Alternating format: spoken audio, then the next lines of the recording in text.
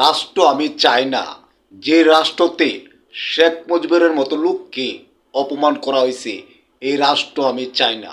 শেখ মুজিবের কি দোষ ছিল? শেখ মুজিবর পাকিস্তান থেকে দেশটা ছিনিয়ে না বাংলাদেশের খাতায় বাংলাদেশ নাম লেখাইছে, এইটাই তার দোষ ছিল?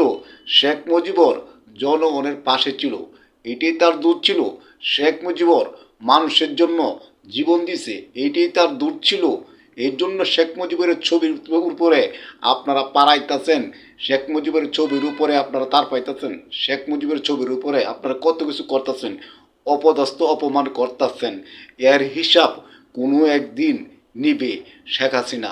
মনে রাখবেন, শেখ হাসিনা শেখ মুজিবের ঘরে জন্ম, সে কোনো দিন ভুলবে না।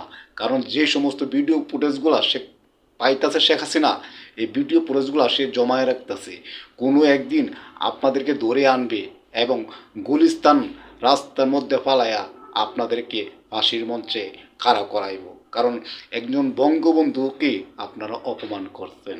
মনে রাখবেন, বঙ্গবন্ধু কিন্তু সবারই, কিন্তু আজকে আপনারা টাকার নেশা পইরা আজকে বঙ্গবন্ধুরে অপমান করছেন।